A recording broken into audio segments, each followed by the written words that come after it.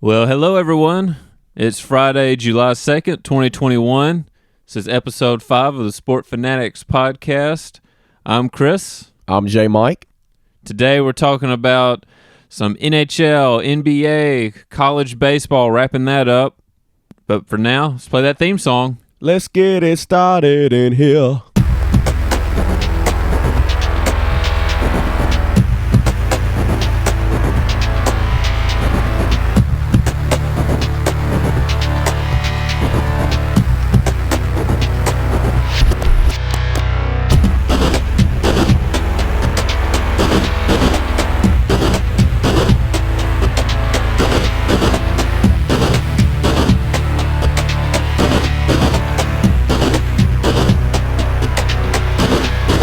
All right, well, that wasn't quite the Black Eyed Peas. That'll do. Well, I am. All right, so where do you want to start today? Let's start the show with some NHL. All right, that'll work. If you don't mind, good sir. The Lightnings defeated the Canadiens 3-1 to take a 2-0 series lead in the Stanley Cup final. Been pretty decisive so far, both games. It has, and Tampa Bay, they play outstanding on their home ice, of course, and they have proven it so far in these first two games of the Stanley Cup final. The other night, Andre Palat of the Tampa Bay Lightning, he put the game away when Edmondson of the Montreal Canadiens, he tried to do a backwards pass to a teammate behind the Canadiens' net, which is a no-no.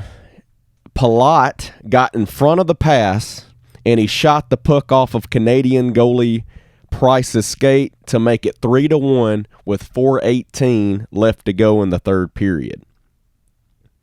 Blake Coleman also scored a goal for the Tampa Bay Lightning when he extended his stick as he and a Canadian defender, it looked like they were going at the puck at the same time, but credit Coleman for just getting his stick and extending it just a little bit further, and he's able to slap it enough to score. Well, and there was a lot of scoring in that second period. That was no doubt. That was when most of the scoring was, right, until the end. And that was really the exciting part of the game, because, and I'm fixing to go into Montreal's struggles here offensively, but there was a lot of back and forth, which is something that you certainly didn't see in Game 1. The Lightning controlled Game 1 from start to finish. Montreal struggled offensively. Yeah, Montreal didn't even get a goal, did they, in the first game? They did. Oh, they got one? They only got one, though, in a 5-1 loss to the Lightning. They did get one. Okay. But the Lightning completely dominated Game 1. Because I remember the Lightning had 5. Yes, it was 5-1 in Game 1. But back to this Game 2.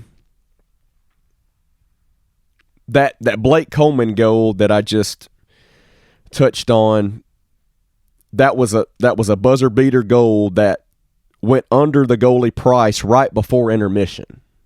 Let's see, Anthony Cirelli also scored a goal for Tampa Bay as well. Nick Suzuki scores the only goal for the Canadiens off of a face-off that came at 9:24 in the second period, which tied the game up at that point in the ball game, and at that point of the game, I should say. Yeah, at that point, you're thinking maybe this will be a good close game. Oh yeah, I was expecting it to be close in Game 2. Now the scoring was closer, but still, Tampa Bay still really doing a great job of holding this Canadiens team at bay. And just from there, you sort of expect Tampa Bay to be the stronger team here. Yes, because this is their second straight Stanley Cup final, and they won it all the previous season. So, I mean, they're no strangers here. They've been here And Montreal sat just above 500 Yes. for the season. Yes. They're definitely the underdog coming into this. No question about it. Now, they have had an outstanding run in these Stanley Cup playoffs. But right now they've run into a buzzsaw because, let me tell you, Andrei Vasilevsky, 42 saves in Game 2. Oh, my gosh.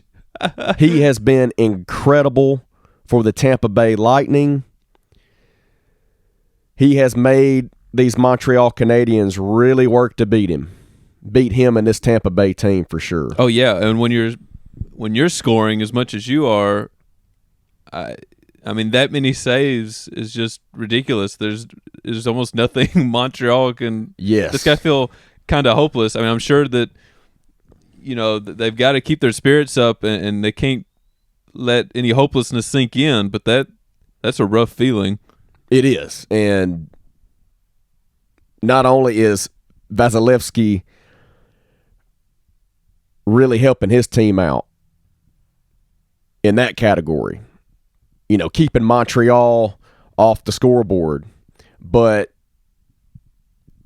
as we've seen in these first two games of the Stanley Cup final, Montreal, give Vasilevsky credit, no doubt.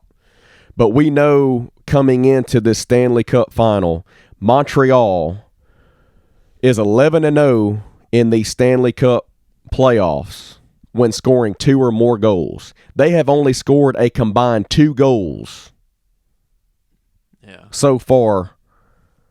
One in Game 1 and one in Game 2. So Vasilevsky knew coming into this thing, do not allow the Canadiens to score 2 or more. Yeah, well, and even if because they're unbeatable, and even if your offense isn't clicking as much as Tampa Bay's is, it's still hard to win if you're only getting 1 goal, even without Tampa Bay scoring as much as they have. So right. for Montreal, it's just imperative that they find some way to get past him. Oh yeah, and the two out of the 3 goals the other night for Tampa Bay were these fluke lucky goals. Like I talked about the Blake Coleman goal where he extends his hockey stick, just beats the defender to the puck and slaps it in for a goal right before intermission. And then I have no idea what Edmondson was thinking with that backwards pass, trying to do a backwards pass to a teammate under his own net. And Palat makes a great read on it. Gets to it just in time and shoots it off of the goalie Price's skate to put the game away in Game 2. So 2 really lucky and fluke goals for Tampa Bay. But Montreal, as we just touched on, they're struggling to get it going offensively. But in Game 2, they had so many opportunities. Well, and I was just about to say to start to get something going, and just credit Vasilevsky again. Well, I was just about to say, that's a part of because in game one it wasn't happening for him. Well, that's a part of championship play is taking advantage of whatever opportunities you get. So when those flukes come along, like you're mentioning, yes, you have to take advantage of those. And it sounds like Tampa Bay is the one taking care of business with that, and Montreal just hasn't had the same fortune to be able to do that. Oh yeah, but they definitely had their fair share of opportunities in Game 2. Still having a hard time trying to score with Andrei Vasilevsky being under the goal for Tampa Bay. Well, that's when it's so frustrating too, when you have the opportunities and you see them coming. Yeah, but you're just not coming through. You're not closing in on those chances.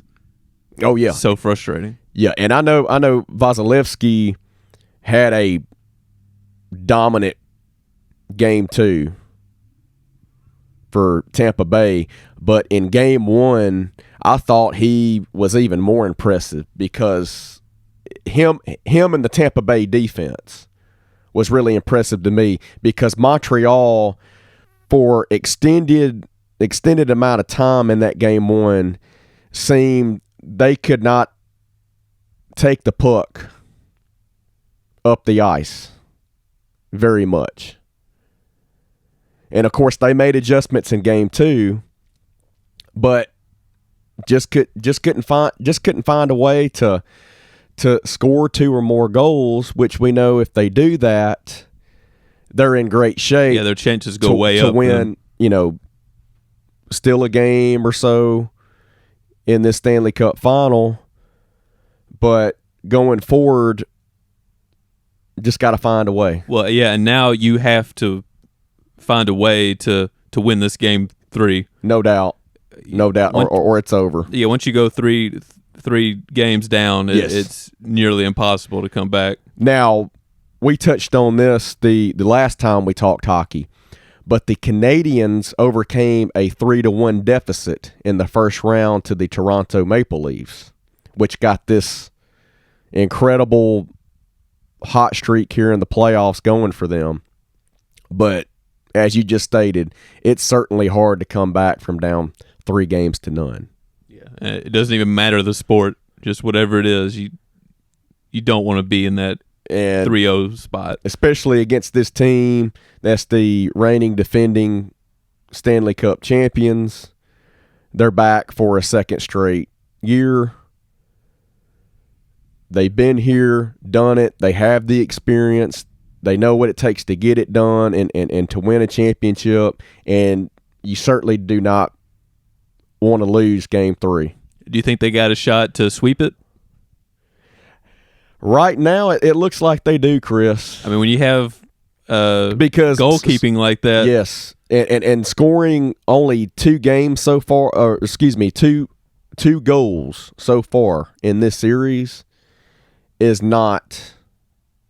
I'm sorry, it's just not. It's not going to get you back in the series, and it's certainly not going to help you beat this Tampa Bay Lightning squad in this Stanley Cup final. So the series, of course, shifts to Montreal, which helps a bit. That'll be a little bit of a help for Montreal. Oh, no doubt. And I'm sure that city, that crowd is going to be fantastic tonight, because game 3 is tonight. I know it's we said this the last time, but Montreal is going to be lit. Oh yeah, with it. It's going to be absolutely bananas there. So I look forward to a great game 3 tonight, and I expect Montreal to steal one tonight and get back in this series at least. Hopefully so. I mean, I hope they make a good series out of it. And you and I were just talking before we started. It'll be nice that this will be the main thing to watch tonight. We're not swamped with other things as well. Yes. College World Series is over with now, and we've already had one team that we're fixing to discuss here in just a little bit advance to the NBA Finals. Right. We're waiting on another team, but now there's only one more game one more series going on in the NBA conference finals. And so, yeah, the main game tonight that you're most looking forward to is this game 3 of the Stanley Cup final. It's going to Montreal, where the Canadiens are hosting their first Stanley Cup game since 1993, a year after you and I were both born. Wow. And I'm with you. I think that the Montreal crowd will be loud and make a difference, and I think the team will be in desperation mode. Yes, I think they'll sneak out a close one. Same here. I feel the same way, Chris. And I'm sure they've watched.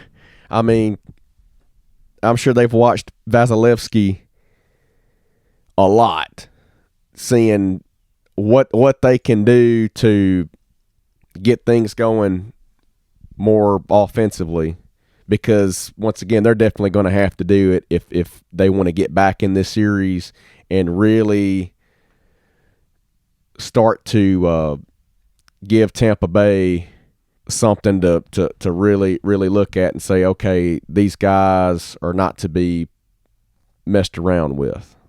So looking forward to a great Game 3, in my opinion, tonight, and we'll see if the Montreal Canadiens can get back in this series. Yeah, we'll see what happens. Now, you mentioned the other, sports we have going on. One of the things that closed out was college baseball. We knew that today we'd know who the champion was. Right. And Mississippi State turned it around. That first game, Vanderbilt won. We talked about it. Wasn't a close game. That big first inning, though. Right. Put it away. They got it all in that first inning except for that one home run. But Mississippi State, they came back, and they blew out games 2 and 3. Yes. Dominant fashion. So just, jubilation for Mississippi State country, their first national championship in any sport. Yes. Which is just, I think there were 2 other Power 5 schools who hadn't won. That's right. A national championship either. You have to forgive me. I don't remember what they were, but they're no longer on that list. They're not. Yeah. And, kind of interesting point here I want to make. Not that long ago, it was just a few weeks ago, Ole Miss won the women's golf championship. Sure did. Now Mississippi State. Now, I'm not trying to equivocate here, because I know that college baseball gets a lot more viewers than women's golf, but that's pretty cool. We've got 2 championships this year within the state of Mississippi. So, congrats to Mississippi State, and congrats to the SEC, I guess. More SEC domination, which we knew that SEC would win this one way or the other. But, yes. Mississippi State wins 2 out of 3 to take down Vandy. The only real complaint I have about this series was there wasn't a single close game. There was not. Yeah, everything was a blowout. And it had me reminiscing of the Arizona Super Regional. Oh yeah, that's as right. you and I talked about last night, getting everything ready for the show today, where blowout game 1, blowout game 2, blowout game 3. Yeah, you feel good after that game 1 if you're an Ole Miss fan. Yes. And then just get blown out the next 2. But, man, that last game for State, now that was just pure domination. They scored 9 runs. Vanderbilt gets 1 hit and 3 errors. And they only got that 1 hit with 1 out in the 8th inning. Yeah. What a complete performance from that Mississippi State team. We're Ole Miss fans, so it goes without saying. I guess we're probably a bit jealous, seeing Mississippi State win. But man, they just I can't fault them. They showed up to play. They were ready. They did. And there's a whole lot of State fans around here who've never seen their university win something like this. So. And baseball was their best opportunity for sure. Yeah, for sure. After the way Ron Polk built the program success to where it is today, and John Cohen started to get things back going for Mississippi State when he came up just short in 2013 against UCLA. Yeah, this is so they've been knocking on the door. Yeah, I was about to say this has been a long time coming for them. It has been. They had been knocking on the door for quite some time now, and Wednesday night they finally broke through it. And you called it early on with the setup they had. This was a good year for them to do it. It lined up well for them. Yes, I knew they were on the right side of that portion of the bracket. We certainly wish that NC State would have gotten a fair shot. Yeah, that more so of a fair shot. But Mississippi State somewhat has saved scrutiny of college baseball in the NCAA. That's true. So NCAA is got to be pretty happy right now, breathing a little sigh of relief with all this stuff going on about college players can be compensated now, and of course the NC State debacle as well. But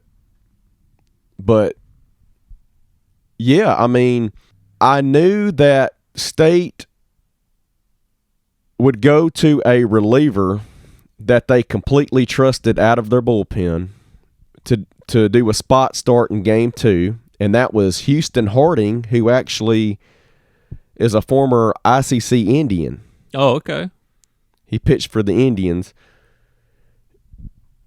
for 2 years at ICC, and he was incredible for him. Oh yeah, he came out great. And they're able to once again keep that Vanderbilt offense at bay, which I'm sorry, but they struggled mightily. Yeah, they scored everything in that first inning of that first game pretty much, and were so quiet after that. Right. And we touched on it time and time again. When are they going to get it going offensively? And that was really the only time that they showed us anything, because in this NCAA tournament, the pitching is what propelled them to get that far for sure.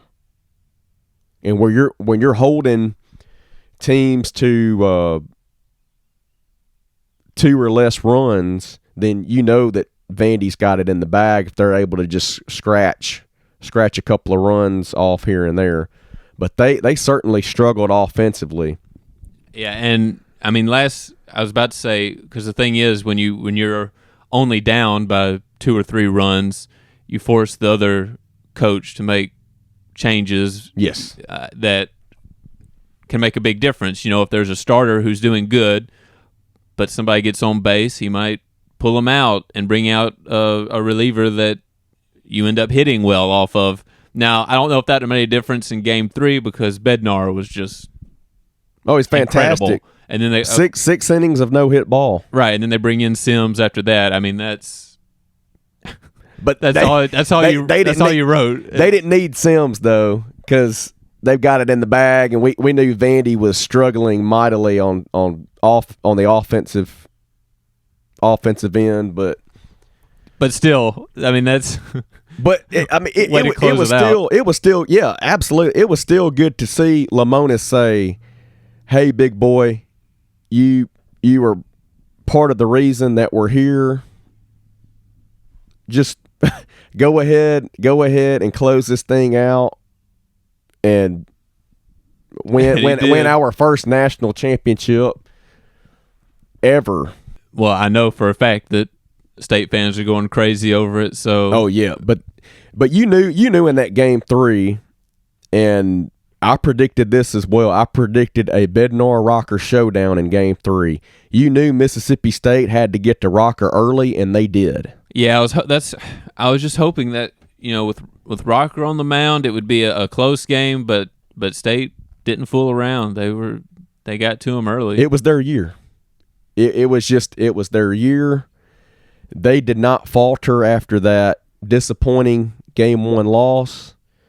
They came back to the ballpark and absolutely proved why they're the national champions. Yeah, looking back, the toughest time they had was Texas. That was their biggest. Texas gave them a fight. Pardon the pun. That was fight Texas fight stuff that their fan base says. Yeah, but yeah, that was their closest they got to getting taken down, which makes me wonder if Texas had gotten into this, if they could have pulled it out. Right, and that Mississippi State run in Omaha was just incredible, with being no hit in the 8th inning against Virginia, down 4-0. They come all the way back and win that ball game with, a late rally for the ages. And then they're getting beat 3-1 in that winner moves on game, I should say, against Texas, getting beat 3-1, and they come back, win it in the bottom of the 9th on a walk-off. Yeah, there's definitely a lot of baseball magic going on in that series for them. Exactly. With all of that going on, you just knew that this was their year. This was their time. After so many years of being so close, they finally got it done. And as I have stated before, this was their best opportunity to do it for sure. Because, like you said a little bit ago, Chris, everything just lined up. Well, and the key is, as much as we're talking about, it lined up well and it felt like their year. On top of that, they did their part and executed. They did. It didn't lay back at all. They did, because they knew exactly. In games 2 and 3, they had to jump on Vandy early, and they did that. Yeah, they did it well. And it's just unfortunate. I was expecting at least 2 of these, at least 2 out of 3 games, I should say. I was expecting them to be pitchers' duels. See, that was the obvious. I mean, I was with you there because. And then State's bullpen has just been so great, or excuse me, they were so great for them.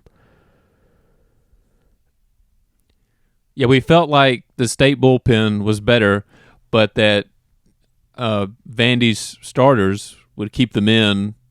Oh yeah, and give them a chance. Because that's the only reason, Chris, that they were playing for a national championship, other than of course NC State coming down with COVID. Yeah, unfortunately. But jinx. You certainly hate it, because we'll never know if NC State would have went all the way. Yeah, we'll never know. Obviously, on paper, Mississippi State is the clear favorite there. But no question. That NC State team had such magic going on. There would have been 2 teams coming together with some magic going on in their postseason. Man, that could have been, no matter who won, that may have been a much more exciting.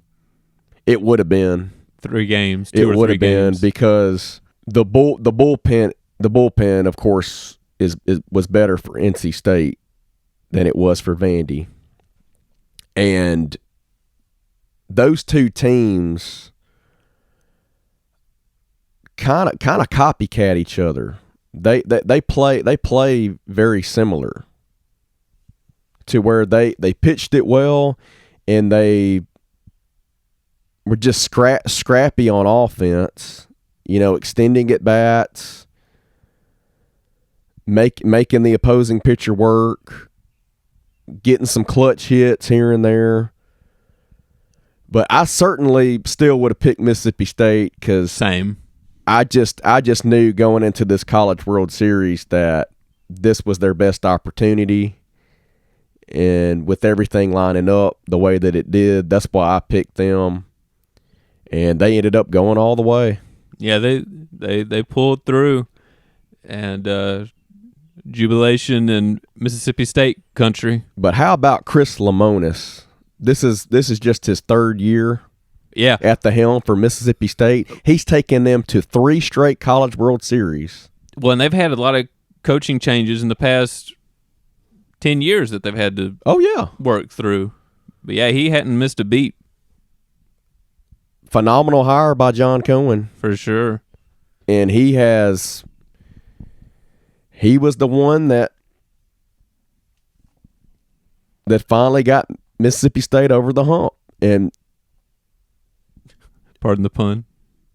Well, yeah. yeah, great point there. I didn't even think about that till you said that. But yeah, he's one of those coaches that that does that, and sometimes you have to move on from certain coaches that have had great success, but they really haven't gotten you to the point where you are definitely knocking on the door for a championship. And to where you certainly have the team to do it, and you're able to push all the right buttons and get your guys to believe. Well, yeah, because they're 9 innings away from losing yet another national title opportunity there. Well, yeah, that's the key. Build and solidify a culture, and then do what you have to do to just get there every year. Like you said, the past 3 years, they've gotten there. Oh, since he's been there, So if you get there every year, chances are 1 year you'll play like you need to. You'll get hot. You have to get hot at the right time in the postseason in college baseball. It's just how it works. And you'll have the right matchups and the way to get there. Oh, yeah.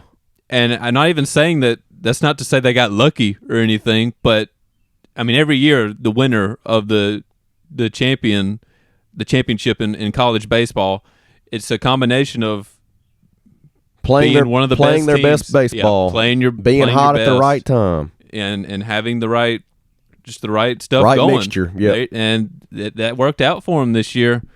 So, I can't speak for J Mike, but me as a Ole Miss fan, I'll say congrats to Mississippi State. To Mississippi State for sure. Yeah, and I also picked them because this was their third straight College World Series appearance, and they had the most experience. Oh yeah, out of any of the teams other than Vanderbilt, but you third time was a charm. Yeah. At the end of the day, the third time was the charm for Chris Lemonis. And Chris Lemonis is outstanding in both departments, recruiting and coaching. So give credit where credit is due. Give credit to his players for not backing down when they got absolutely slaughtered in Hoover at that SEC tournament. Oh, yeah. Just got beat down by Florida and Tennessee. And we're 2 and done just like that in Hoover and out of the SEC tournament. That gets you a chance to rest, at least. And that's my point.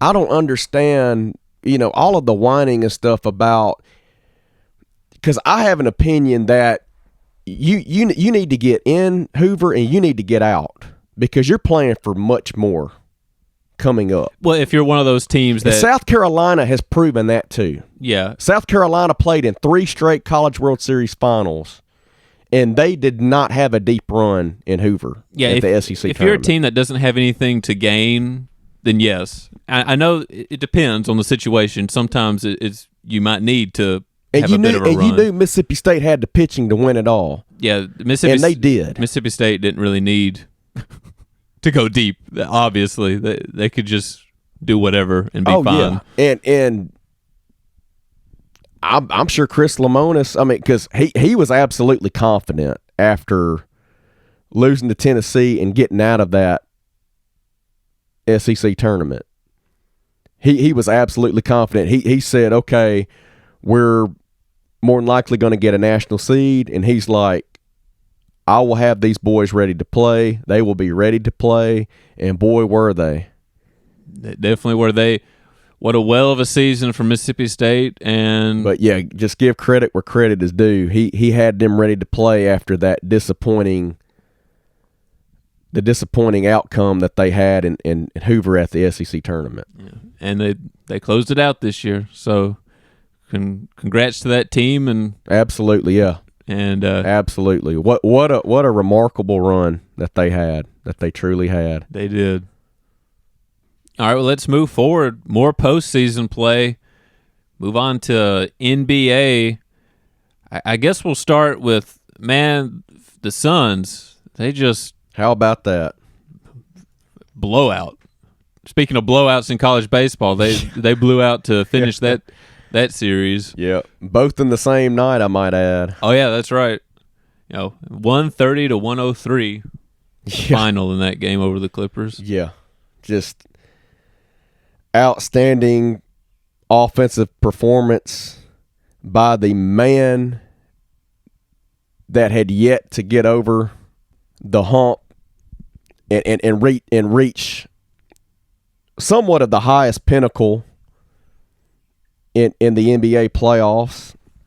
And that was the man CP3 himself, Chris Paul, with a 41.8 assist game, 7 of 8 from downtown.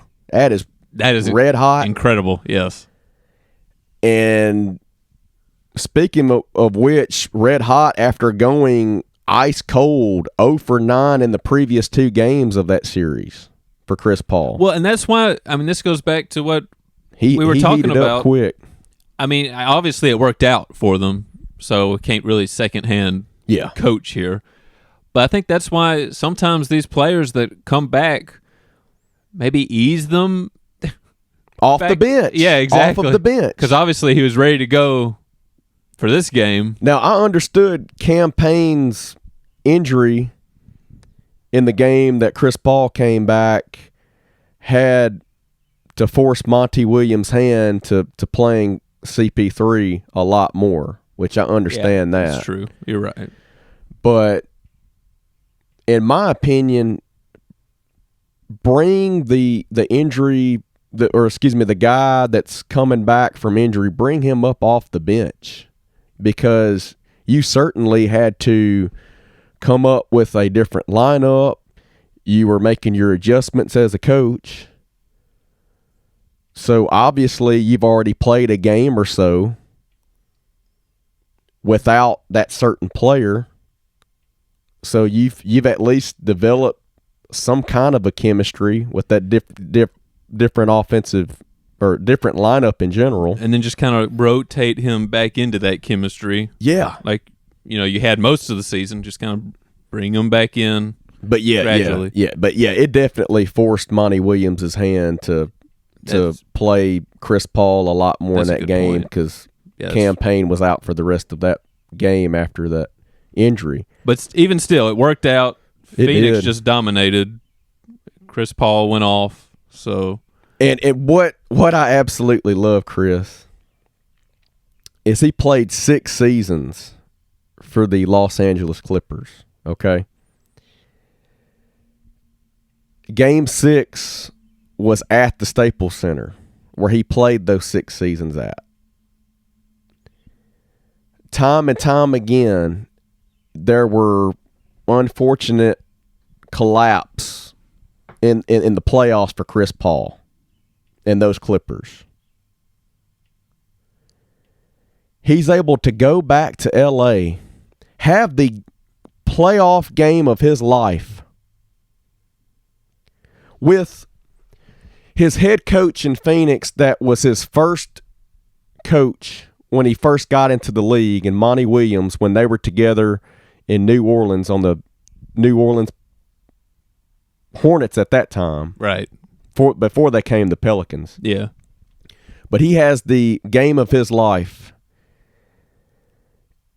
He silences his doubters that doubted that he would ever reach this highest pinnacle that he's gotten in his career to this point, which is his first NBA Finals appearance. Which is just crazy to think about. Because he's 36 years old, and this is his 16th season in the league. And for him to just constantly hitting those 3-pointers down the stretch of that game. Well, that was basically him saying, I'm getting in these finals. Yeah. And this is this is a great opportunity here, and I'm not going to let it slip away from me this time. Yeah, not only is it an opportunity for him, it's an opportunity for that organization and that city to win their first NBA championship in franchise history. And speaking of 1993, Chris, we've got the Montreal Canadiens. This is their first Stanley Cup. All right. Finals appearance since 1993. I know where this you're is going. the Phoenix Suns' first appearance in the NBA Finals since 1993. We're going so back. How about that? The 90s are back, y'all, and I'm here for it. Oh, me too, because you and I both are 90s babies. And, let's do it. But, yeah, we got, 1993, stand up. Because it feels like we're back in 1993 right now, for sure. So, that's going to be fun to see them in the finals. It sucks for Paul George, who had such a great postseason. He's out of it now. But speaking of Paul George, I've got his final playoff stats. Okay, yeah. Showing how much of a turnaround that he's had. 26.9 points per game, 9.6 rebounds per game, and 5.4 assists per game. He showed out when he needed to with that Kawhi Leonard injury happening. Right. In the playoffs, unfortunately, and we'll never really know what could have happened for the Clippers had he not have been hurt. But Paul George is back, ladies and gentlemen. Paul George is back, and that was just an incredible run by him. And it comes to a close now, but it's good to see him do well. Oh yeah, but there was no stopping Chris Paul the other night from getting to his first NBA final, and I also loved it, Chris, because he's just red hot. He's feeling it, man, and he knows that this is his time, and he's hitting shot after shot. I remember there were a couple of timeouts on the court, and he's just fired up, like, yeah. How about me now? What about me now? And now he and the Suns get to sit back and see who they're going to play against. They can take stock and see. So, speaking of that, Milwaukee took that 3-2 series lead last night when they won 123 to 112. Yes, they did. Game always felt pretty good for Milwaukee. Never really was. Never was in doubt. Never was in doubt for sure. Of course, Trae Young didn't play for a second straight game due to that right foot injury. Giannis Antetokounmpo was out with that hyperextended left knee injury. Man, more injuries. It's just so frustrating. It's been unfortunate on the injury side, and let me go ahead and tell you. These are the players that have all missed game time in these playoffs due to injury. They are James Harden of the Brooklyn Nets, Anthony Davis of the Los Angeles Lakers.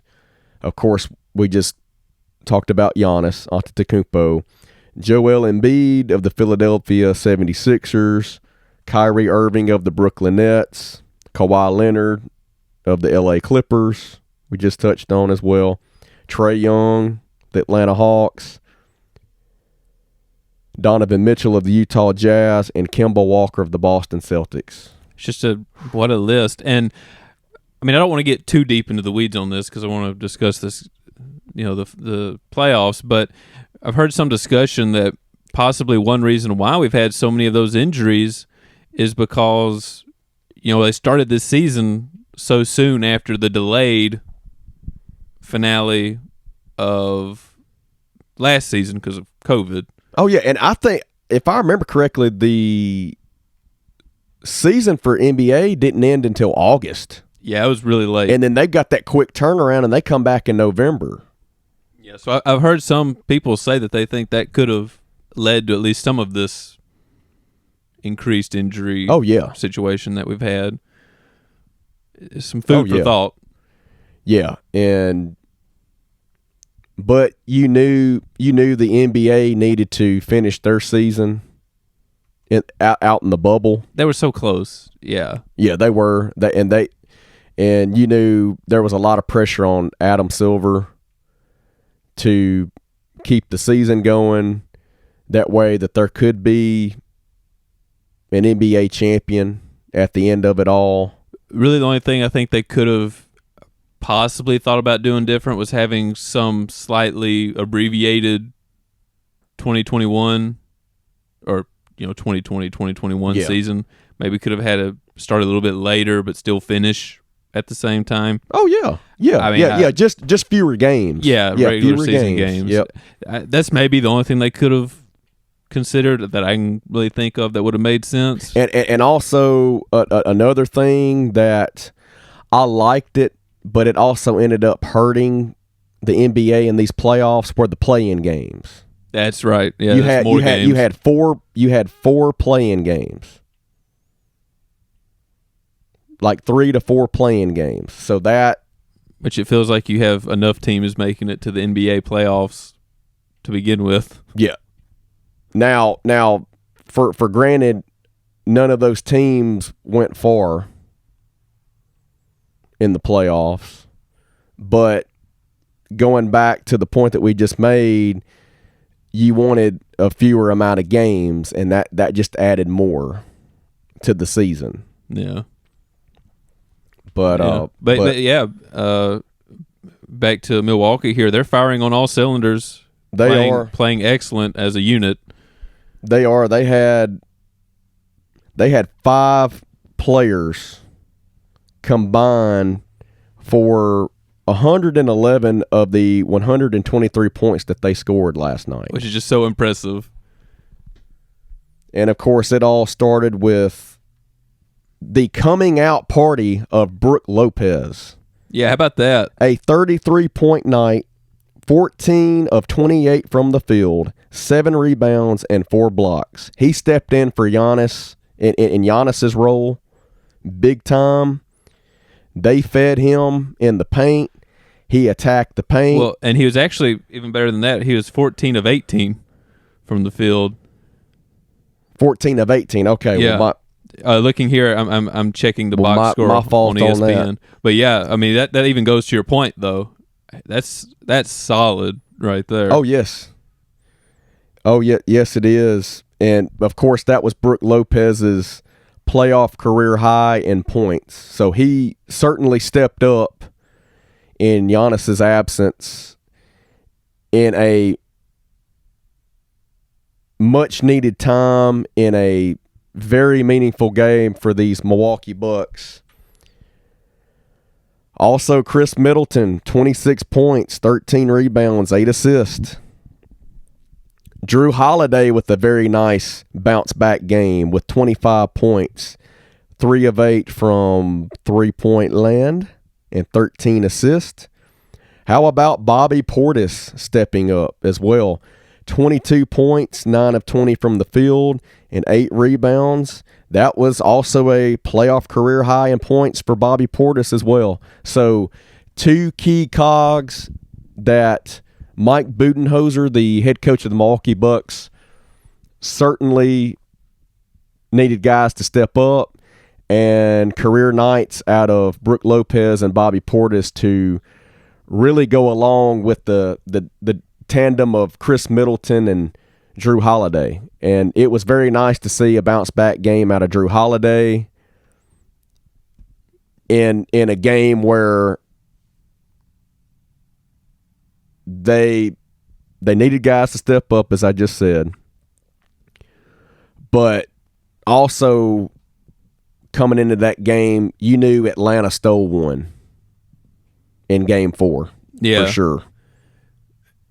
And they did, and I was just about to say it's going to be tough for Atlanta to beat Milwaukee when they're playing that solid, because that's just an incredible night from Milwaukee. Now, it does go back to Atlanta now. It does. So do you think they're going to be able to push this to a Game 7?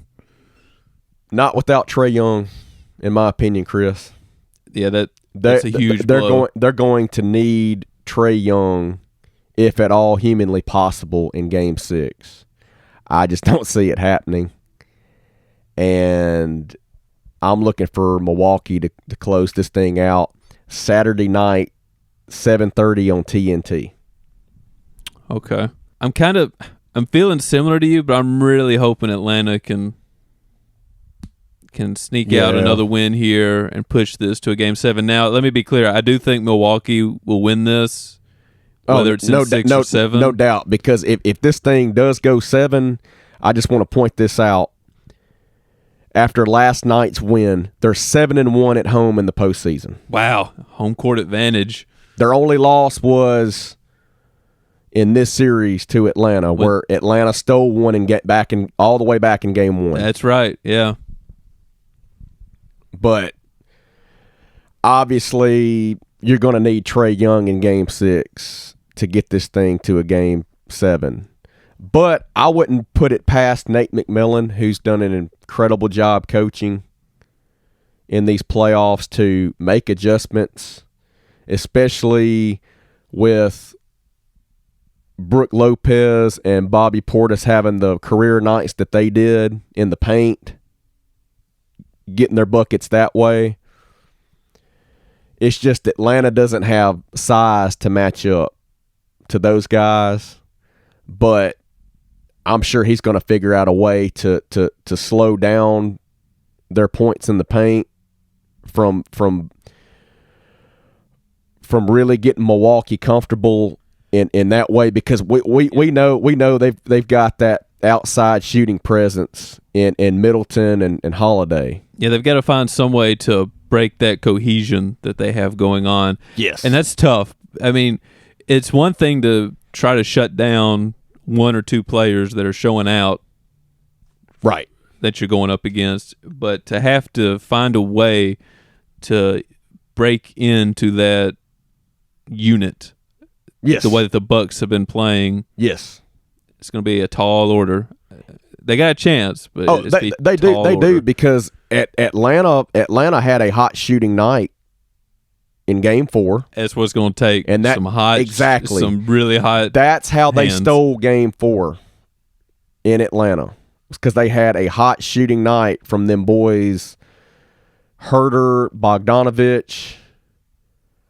I know Gallinari stepped in, but yes, obviously they're going to have to keep up with Milwaukee by shooting the lights out of the basketball in Game 6, or else we're going to see a repeat performance from last night, and Milwaukee's going to end this thing in 6.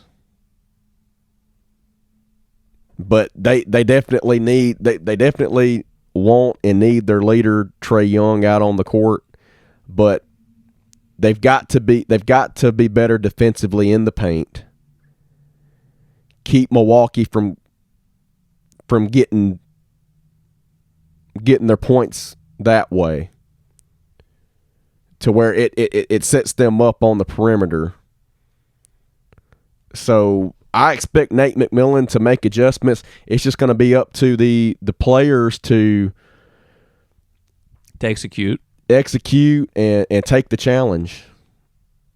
Yeah, and I mean, we say this every episode, I feel like, but I try to think of another word, but I can't. We know how scrappy of a team Atlanta is, so I mean, who knows what they'll be able to do. Oh yeah, and I'm sure they're going to give.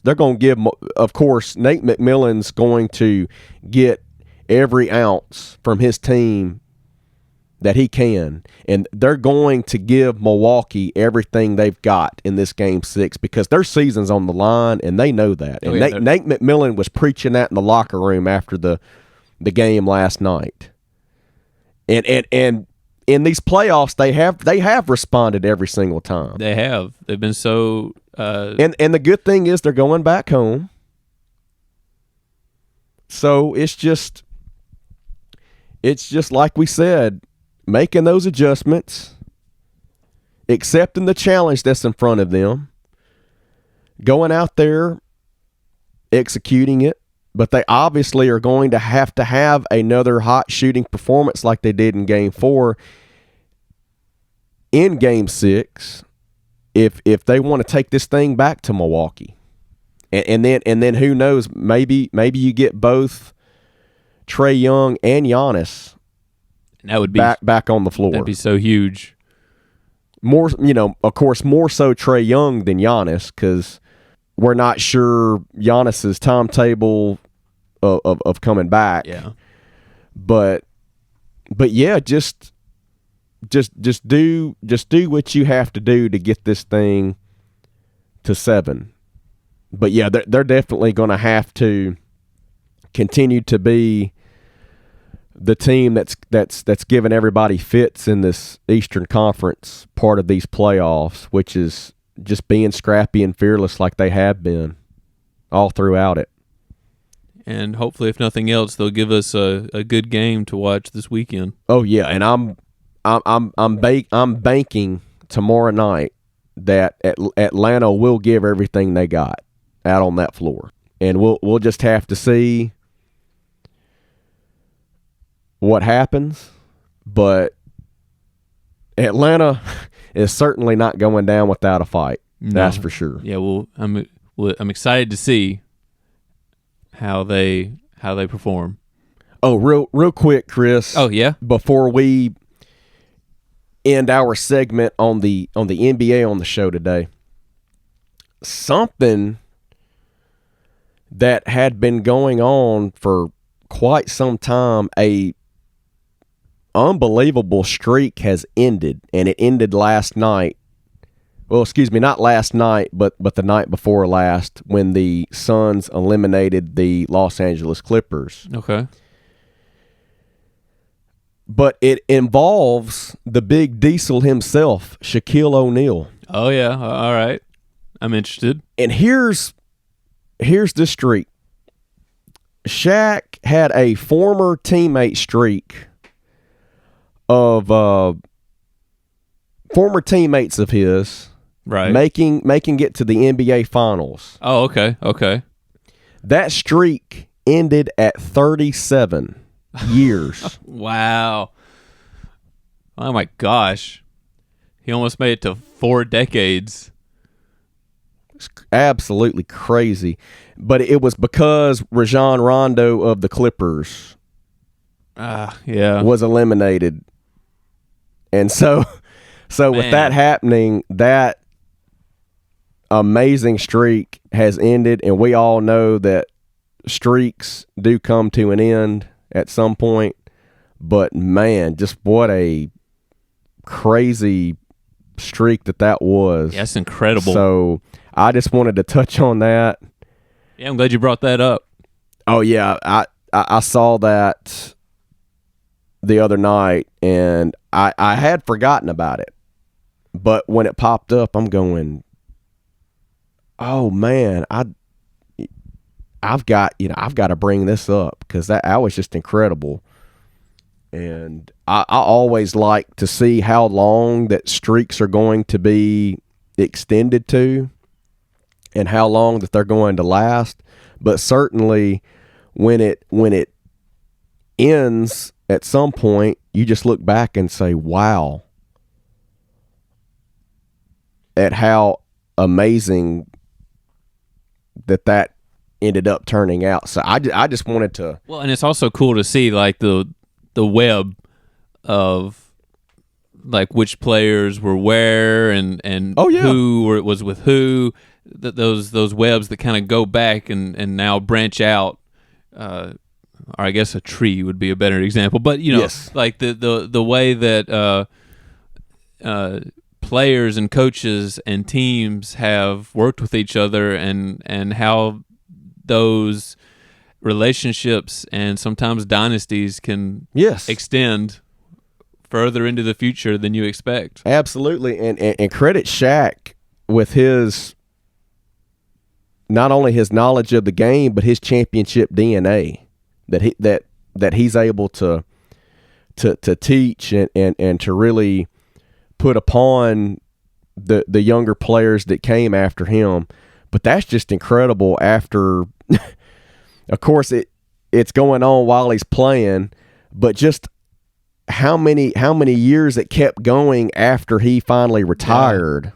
Yeah. How it just kept going and kept going and kept going. And so just credit the big man, the big diesel himself, Shaq. Yeah, and the good news is don't have to worry about missing him. He's still on TV. That's right. And even if you don't watch him on the pregame show, you'll see him on the commercials and all over the place. So he's still with us, and he's just yeah, he was my favorite player when I started watching basketball, when I started to keep up with it, and I'm still a huge fan even to this day. But he certainly is the guy for sure that got me into basketball. He's real fun to watch, and still fun to watch to this day. Oh yeah, he absolutely hilarious. Like, I know last night before Inside the NBA went off, he's doing the fire marshal character that Jim Carrey used to do on In Living Color. While he's wearing that, that sea captain hat or whatever. Uh-huh. And he is just a guy that has a great personality and can make you smile and laugh, and while also being a dominant Hall of Fame player in the NBA. Yeah, so props to Shaq and his playing career that in some ways extended to this point. It's incredible. And his touch, he is. I know he's made an impact and has touched so many players that he's been around, their careers and their lives. So credit the big man. But yeah, I just wanted to bring that up, Chris, because I forgot about it, but that had always fascinated me. But that streak has now come to an end at 37. All right. So. Well, yeah, thank you for letting us know. And you know what? In some ways, I'll kind of count that as a shout-out in a way. Oh, yeah. And speaking of which, yeah, I've got a couple of shout-outs I want to do. They both happen to involve NASCAR, so if you'll indulge me for a few minutes. Now, some older news. This was announced a while ago, but Jeff Gordon is leaving the broadcast booth with Fox. He's going to be vice chairman at Hendrick Motorsports, which is a pretty good gig to have if you haven't been watching the sport recently. So that team has got it going on for sure. Yeah, so he's second in line there, and there's been speculation for several years now that, when Hendrick decides to put it up one day, Jeff Gordon might take over that team, and I think this makes that all the more likely. And along with that, Chad Knaus is there right now as competition director. I believe that's the specific term. Or he's in charge of competition. So it's just a whale of a team that Hendrick has built up there. And if Gordon sticks around to stay in control when the big man Hendrick retires, he's going to be taking over a whale of an operation that has resurged this year in a big way after a few years kind of in a bit of a lull before last year. They've come back the past couple of years. Now, the other shout-out will be to Trackhouse Racing overall. Justin Marks has just done an amazing job building this team from scratch.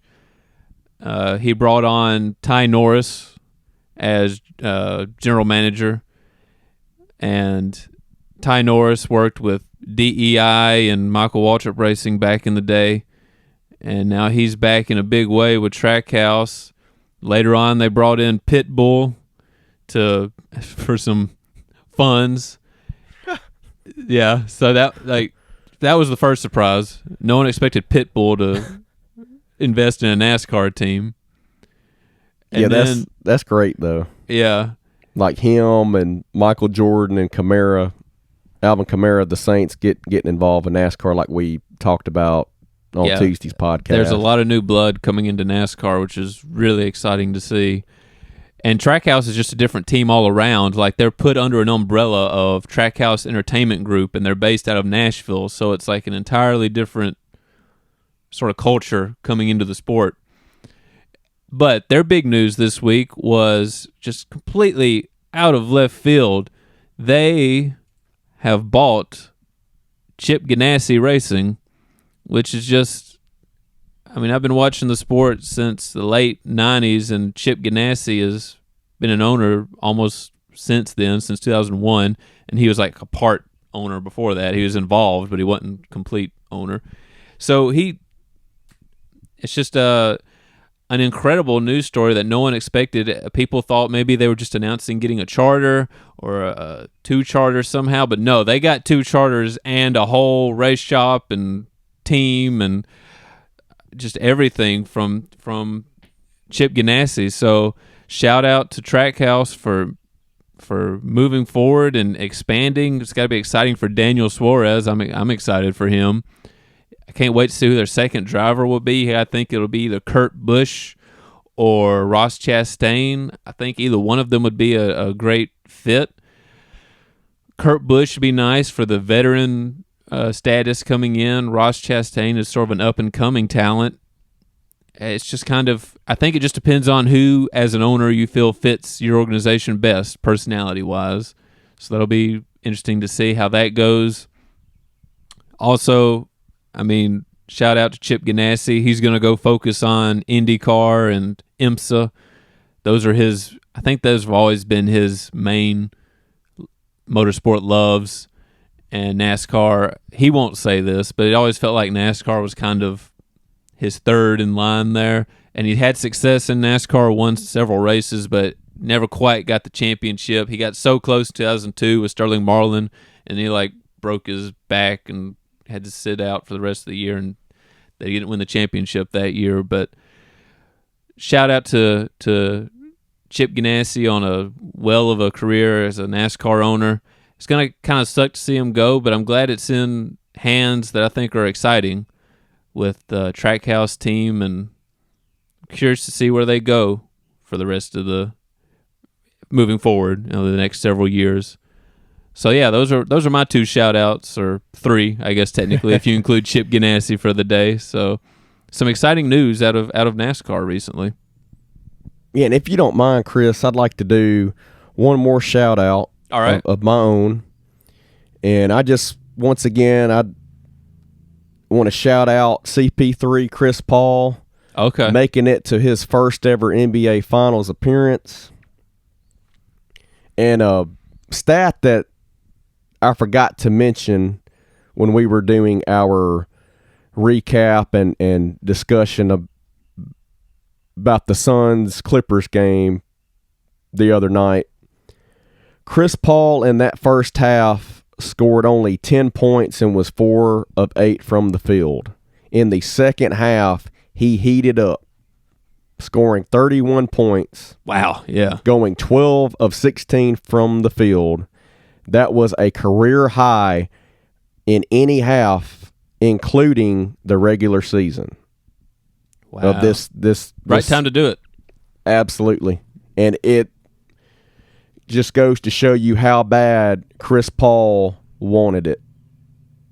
How bad he wanted to get over the hump after so many times falling short.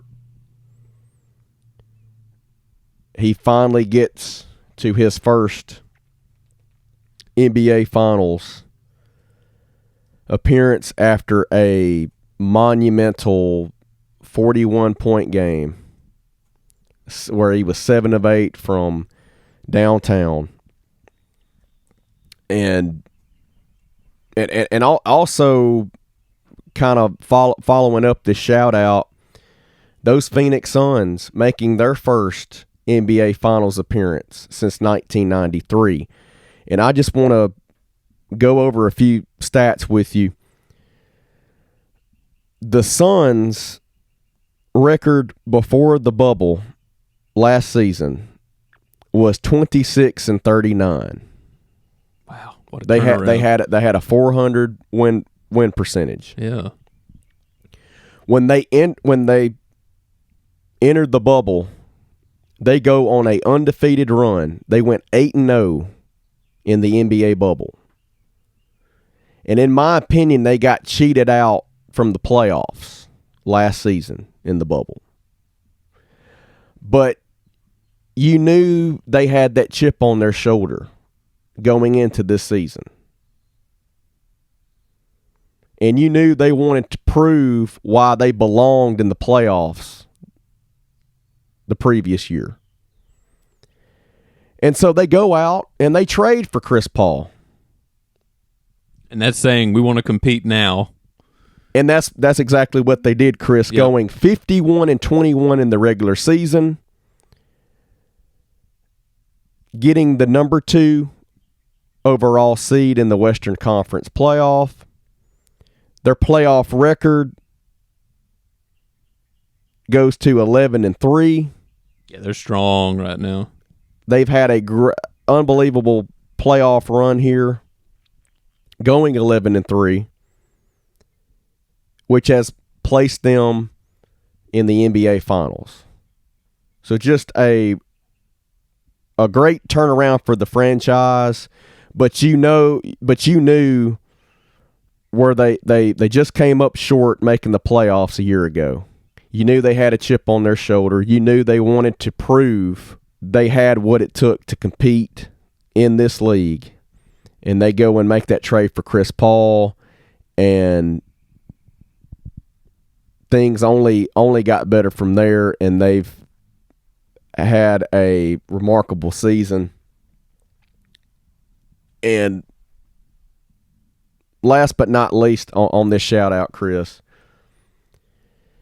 is with the Phoenix Suns making the NBA Finals, they are once again competing for their first ever NBA championship. And with that, a part owner of the Phoenix Suns is Arizona Cardinals wide receiver Larry Fitzgerald, who now has a chance to be a part of a championship of his own after just falling short in Super Bowl 43 against the Pittsburgh Steelers. I was too. Yeah, I was hoping they'd pull it out that season. So not only congratulations of making the NBA Finals to Chris Paul, Monty Williams, and the Phoenix Suns, but congratulations to Larry Fitzgerald as a part owner of the franchise. Yeah, that's a good point. I'm glad you brought that up. I'd forgotten he was there.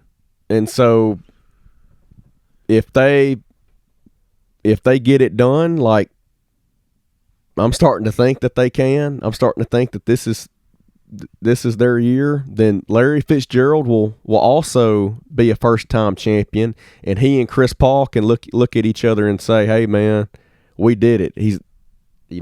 I did it for my career. Finally became an NBA champion, but here you go, man. I know you were so close in the Super Bowl and that so many years ago, but same for that city as a whole.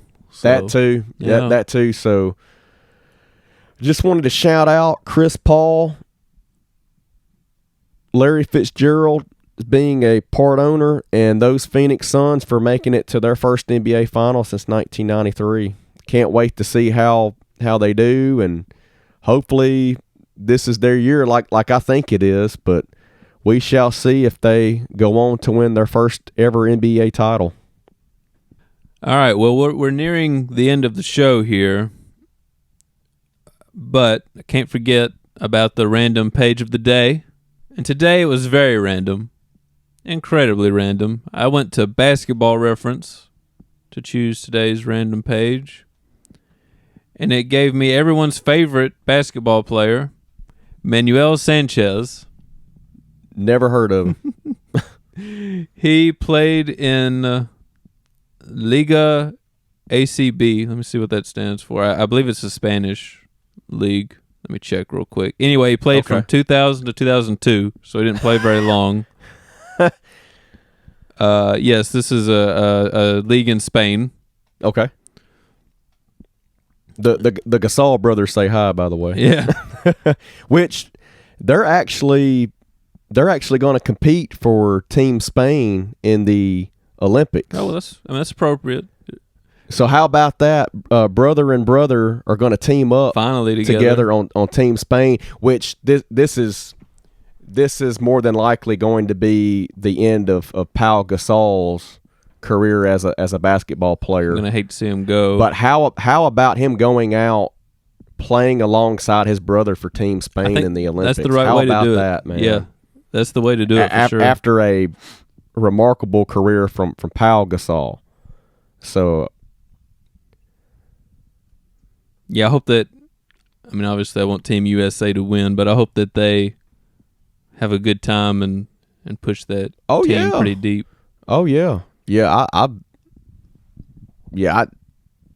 definitely can't wait to see them two team up together finally after a trade that involved both of them swapping teams, which actually changed the culture for both franchises down the road, where the Lakers would go on to win 2 NBA titles with Pau Gasol coming from Memphis. And then Mark Gasol goes from the Lakers to the Grizzlies, and they start that grit and grind era, which was the best years of that Grizzlies franchise history, where they made a Western Conference Finals. They just unfortunately went up against the buzzsaw and the San Antonio Spurs that ended up winning it all. But obviously that trade changed the culture for both franchises. So, well, they're not only brothers, but they're etched in history forever. Yeah, they got trade. Yeah, with 2 franchises, that is. But now they get to close out together, so that's cool.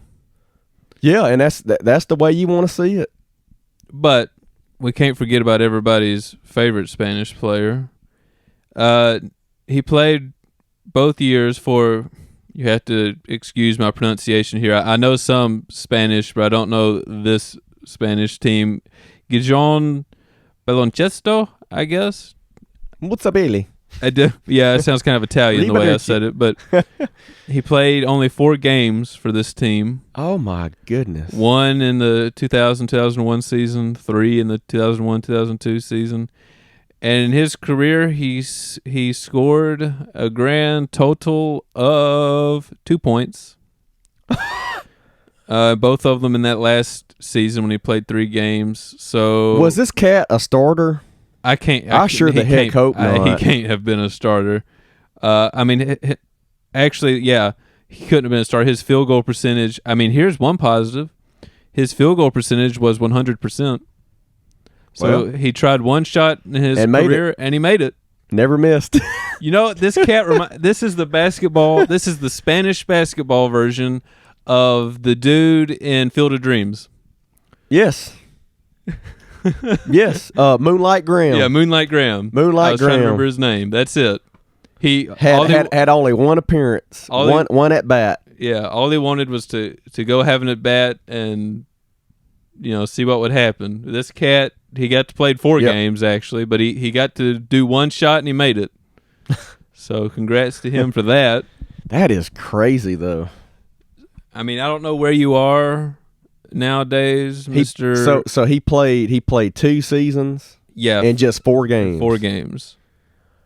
Good grief! So I don't know where you are now, Mr. Manuel Sanchez. I hope you've enjoyed I hope you're having a great life. I hope he found something other than basketball for sure. I'm sure he did. I'd have to imagine so. You know what?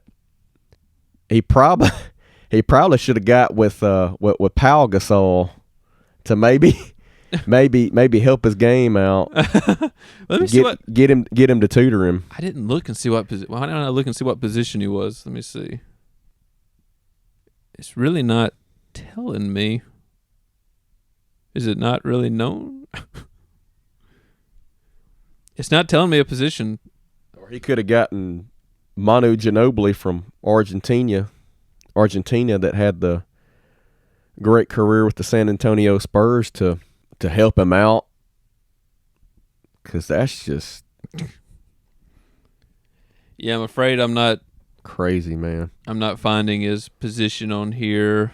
Oh my gosh! Well, the team he played for, in the year he scored his 2 points, they finished 6 wins and 28 losses. Good grief!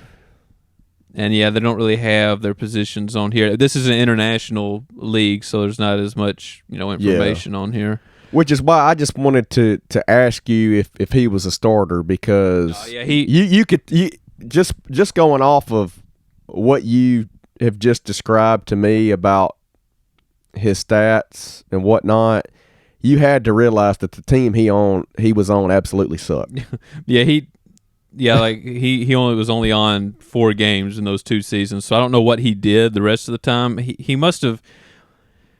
Obviously, I don't know the full story, and it's almost impossible to find. But he may have, there may have been some injuries or something going on where they needed to bring in somebody to kind of make up the difference. They certainly needed somebody, but that's not going to get it done. I guess he was just kind of a body on the bench that they brought in. And, hey, he got his 2 points. So, there you go.